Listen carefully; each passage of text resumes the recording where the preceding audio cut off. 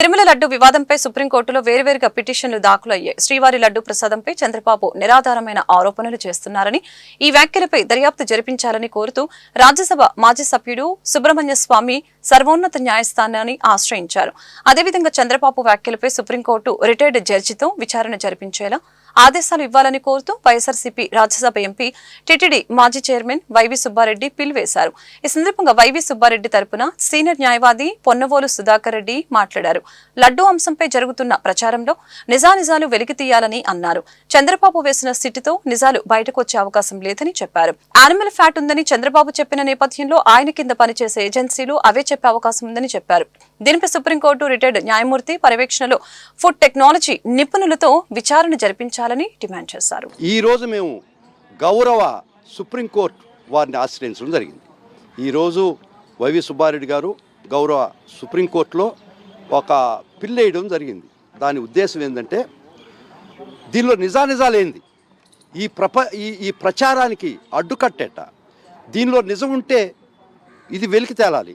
ఇది ఏ విధంగా బయటికి రావాలి, బాహ్య ప్రపంచానికి తెలవాలంటే మీరేసుకున్న సిట్లు, మీరేసుకున్నటువంటి ఇన్వెస్టిగేటింగ్ ఏజెన్సీ కాదు. ఒక ముఖ్యమంత్రి స్థాయిలో ఒక వ్యక్తి ముఖ్యమంత్రిగా దీనిలో ఎనిమల్ ఫ్యాట్ ఉంది, ఈ వాడినటువంటి లడ్డులు తయారీలో వాడినటువంటి నెయ్యిలో ఎనిమల్ ఫ్యాట్ ఉందని ఒకసారి చెప్పేసిన తర్వాత వారి కింద పనిచేసే ఎనీ ఏజెన్సీ ఆ లైన్ దాటి వేరే విధంగా ఇన్వెస్టిగేషన్ వస్తుందా రాలేదని ముఖ్యమైన ప్రశ్న. అందుకని ఈరోజు సుబ్బారెడ్డి గారు వేసిన పిటిషన్లో ముఖ్య ఉద్దేశం ప్లస్ వారి యొక్క కోరిక ఏంటంటే, గౌరవ సుప్రీంకోర్టు విశ్రాంతి న్యాయమూర్తి ద్వారా కానీ కోర్టు వారు నియమించినటువంటి న్యాయమూర్తి గారు వారికి సహకరించేదానికి ఒక expert committee on food technology వారి ఆధ్వర్యంలో కమిటీ వేసి ఇది నిజం బయటికి రావాలనే ఉద్దేశంతో ఈరోజు పిల్ వేయడం జరిగింది.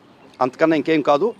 ఇక్కడ దోషులను ఎవరు రక్షించాలని కాదు, నిజంగా జరిగిందా లేదా, జరిగితే దీని కారణాలు ఏంది, జరగకపోతే ఈ తప్పుడు ప్రచారానికి, దుర్మార్గమైన ప్రచారానికి తెరదించండి అని ఒక కోరికతో మాత్రమే గౌరవ రాజ్యసభ మెంబర్ గారు, గత టీటీడీ మాజీ చైర్మన్ గారు ఇది ప్రపంచానికి, బాహ్య ప్రపంచానికి, శ్రీవారి భక్తుల మనోభావాలకి వారికి అర్థం కావాలనే ఉద్దేశంతో ఈరోజు పిల్ వేయడం జరిగింది.